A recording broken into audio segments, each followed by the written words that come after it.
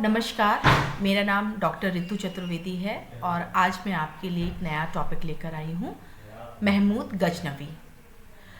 मैं राजकीय स्नातकोत्तर महाविद्यालय चरखारी में असिस्टेंट प्रोफेसर के पद पर कार्यरत हूँ। हम लोग देखते हैं महमूद गजनवी का प्रारंभिक जीवन। महमूद गजनवी का जन्म 971 ईस्वी में अफ़गानिस्तान के गजनी इलाके में हुआ था। हम जानते हैं कि ये जो हम मैप देख रहे हैं, इसमें ये देखिए, ये इंडिया दिख रहा है आपको, यहाँ हमारा जो कर्सर चल रहा है, भारत दिख रहा है, भारतवर्ष। इसके बगल में ये जो पूरा सीमांत, ये जो एरिया आप देख रहे हैं, अब ये पाकिस्तान कहलाता है 1947 से, नहीं तो ये भारत था। भारत के बगल में ही ये जो आप मुल्क देख रहे हैं, ये अफ़गानिस्तान है। उसका ये एक इलाका है गजनी, ये ब्लू कलर से जो आपको दिख रहा है, सी ब्लू कलर से इसमें लिखा हुआ है गजनी, ठीक है। ये आज का पाकिस्तान है और ये आज का भारत है। तो इस इलाके में, गजनी नाम के इलाके में मोहम्मद गोरी का जन्म हुआ था 971 ईस्वी में। इनके पिता का नाम सुबुक्तगीन था और जब इनके पिता की देहांत हुआ तो 997 ईस्वी में यह गजनी के शासक बने, यानी गजनी की गद्दी पर बैठे। आप देख सकते हैं कि गजनी कितना छोटा सा दिख रहा है। तो इतने छोटे से प्रदेश पर शासन करना ये महमूद गजनवी की इच्छा में शामिल नहीं था। उसने भारतवर्ष के विषय में काफ़ी कुछ सुन रखा था। देखिए, अब पहला क्वेश्चन ये आता है कि महमूद गजनवी के भारत में आक्रमण के उद्देश्य क्या थे। तो पहला हमने देख लिया कि वह जो है एक बहुत ही छोटे से इलाके पर उसको गद्दी मिली थी, गजनी की। और चूंकि गजनी उसका वंश था, गजनी इलाके पे था, तो इसीलिए उसके नाम के पीछे गजनी लगाया जाता है। महमूद गजनी या महमूद गजनवी भी उसको कहते हैं। भारत के पास, भारत की भूमि में विशाल धन था। हमारा देश सोने की चिड़िया कहलाता था और उसी धन को प्राप्त करने के लिए जो है महमूद गजनवी ने भारत के विरुद्ध अभियान करना चाहा। महमूद गजनवी का कोई उद्देश्य नहीं था कि वह भारत पर राज करे, पर वह भारत की जो सोने की चिड़िया यानी हमारी जो धन संपदा थी उसको लूट कर ले जाना चाहता था। यह उसका प्रथम उद्देश्य था। दूसरा उद्देश्य इस्लाम का प्रचार प्रसार करना था। देखिए, महमूद गजनवी जो था वह मुस्लिम था और दूसरा कार्य जो था इसका भारत में आक्रमण करने का दूसरा कारण जो था वह था अपने धर्म का प्रचार प्रसार करना। मूर्तियों को उसने यहाँ आकर खंडित किया, मंदिरों को तोड़ा। और तीसरी चीज़ थी शक्ति का प्रदर्शन करना। जब आप किसी देश में आते हो, वहाँ लूटपाट मचाते हो, तो आपकी सैन्य क्षमता का भी वहाँ प्रदर्शन होता है। तो इन तीन वजहों से उसने भारत पर आक्रमण किया। एक तो भारत बगल में पड़ोसी मुल्क था और उसकी सीमाएं, भारत की सीमांत जो इलाके थे वो अफ़गानिस्तान के टच में आ रहे थे। देखिए, इसमें हम लोगों ने जो पहली स्लाइड्स में देखा, ये पूरे जो ये सीमांत इलाके हैं, ये सीमांत इलाके हैं, ये गजनी से टच में आ रहे थे या अफ़गानिस्तान के टच में आ रहे थे। तो उसका उद्देश्य ये था कि बगल के देश में बहुत सोना है, तो हम इस सोने को प्राप्त करें, अपने धर्म का प्रचार प्रसार करें और वहाँ अपनी शक्ति का प्रदर्शन करें।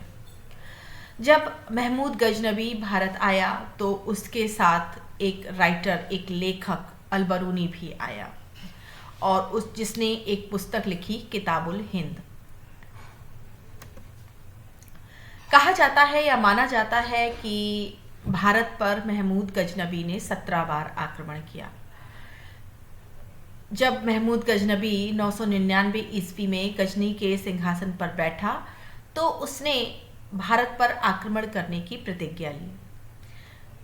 साल दर साल वह आक्रमण करता रहा और ऐसा माना जाता है कि जो आक्रमणों की श्रृंखला है वह 17 बार है। 17 बार के बाद उसने भारत पर आक्रमण नहीं किया। सबसे पहला आक्रमण उसने 1001 ईस्वी में भारत के सीमावर्ती नगरों, अभी मैंने आपको दिखाया था पिछली स्लाइडों में कि सीमा के पास, सीमावर्ती मतलब है जो अफगानिस्तान की सीमा से लगे हुए, मैं आपको इसमें फिर दिखा देती हूँ। ये देखिए, ये अफगानिस्तान का बॉर्डर है और यही यहाँ से ही इंडिया, भारत का बॉर्डर शुरू होता है। ये तो अब आप कहेंगे ये पाकिस्तान है, तो उस समय ये पाकिस्तान नहीं था, 1947 में बना। तो ये जो सीमावर्ती यानी सीमा के आसपास जो भी गांव रहे होंगे, जो भी इलाके रहे होंगे, वहां पर उसने सबसे पहले भाई घुसा, वो इसी तरीके इसी तरफ से एंटर किया उसने भारत पर।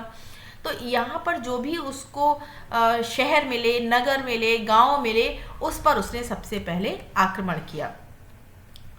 इस लेकिन सीमावर्ती आक्रमणों में उसको कोई ज़्यादा विशेष सफलता पहली बार में नहीं मिली।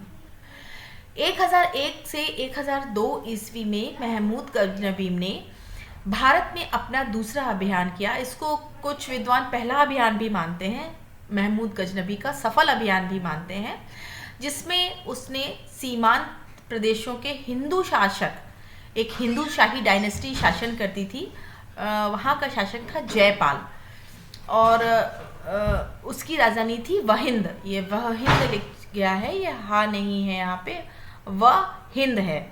तो वहिंद पर उसने अटैक किया और शासक जयपाल को पराजित करके वहिंद पर अपना अधिकार घोषित कर दिया।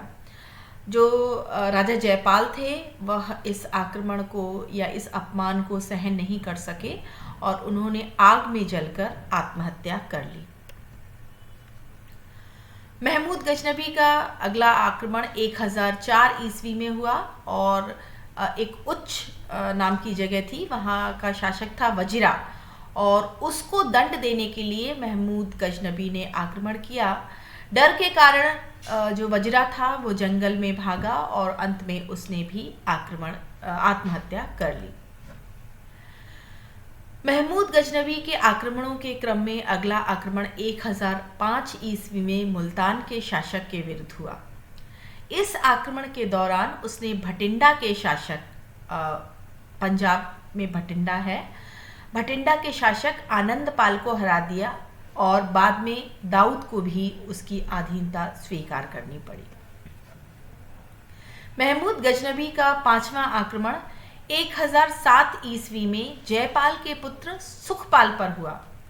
सुखपाल ने इस्लाम धर्म कबूल कर लिया। हो सकता है विभिन्न प्रकार की यातनाएं दी गई हों, उसको धन का लालच दिया गया हो, या ये कहा गया हो कि हम तुम्हें मार देंगे अगर तुम इस्लाम नहीं कबूल करते हो। तो हो सकता है सुखपाल ने इस डर में इस्लाम कबूल किया और इस्लाम कबूल करने के बाद सुखपाल नौना शाह कहलाने लगा। 1007 ईस्वी में सुखपाल ने अपनी स्वतंत्रता घोषित कर दी। हो सकता है उसको, सुखपाल को ऐसा मौका मिल गया हो कि अब मैं वापस जो है महमूद गजनबी की अधीनता में नहीं रहूँगा और मैं अपनी स्वतंत्रता घोषित कर देता हूँ। तो 1007 ईस्वी में सुखपाल ने अपनी स्वतंत्रता घोषित की और स्वतंत्रता जैसे ही घोषित की, महमूद गजनबी ने उस पर आक्रमण किया और नौना शाह यानी सुखपाल को बंदी बना लिया।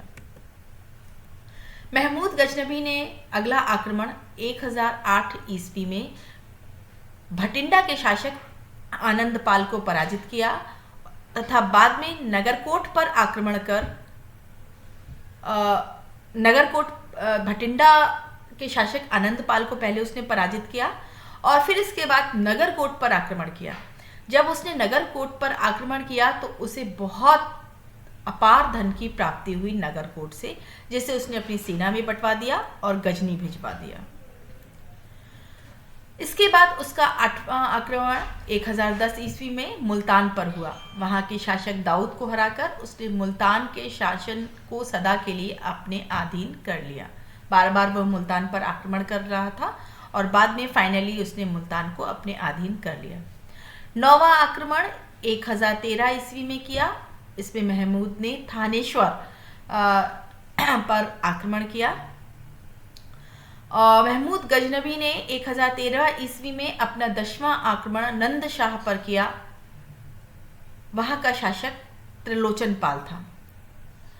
त्रिलोचन पाल ने वहां से भागकर कश्मीर में शरण ली। महमूद की सेना ने नंद शाह में लूटपाट की। अपने 12वें अभियान में 1018 ईस्वी में महमूद गजनबी ने कन्नौज पर आक्रमण किया। कन्नौज उत्तर प्रदेश में आता है। वहाँ का शासक प्रतिहार वंशी राज्यपाल था।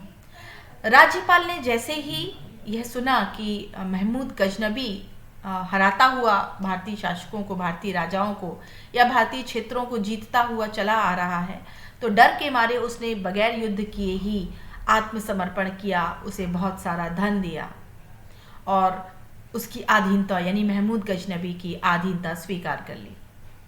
राज्यपाल के इस कृत्य से बुंदेलखंड का चंदेल शासक, बुंदेलखंड एरिया मतलब आपका महोबा है, खजुराहो है, ये बुंदेलखंड के इस क्षेत्र में चंदेल शासक शासन करते थे। उसका एक परमवीर शासक था विद्याधर। वह बहुत क्रोधित हुआ और उसने ग्वालियर के शासक के साथ संधि कर कन्नौज पर आक्रमण किया और राज्यपाल का वध कर दिया। यानी कि उसने ये एक बदला लिया कि तुमने महमूद गजनबी के सामने घुटने क्यों टेके, हम सबसे मदद मांगते या हम ही लोग आ रहे थे और आपको मदद देते और आपको युद्ध करके लड़ना चाहिए था, युद्ध करके अपना आपको आत्मसमर्पण नहीं करना चाहिए था, ये बात आपने गलत की है, तो आपको दंड दिया जाएगा। तो राज्यपाल का इन लोगों ने वध कर दिया।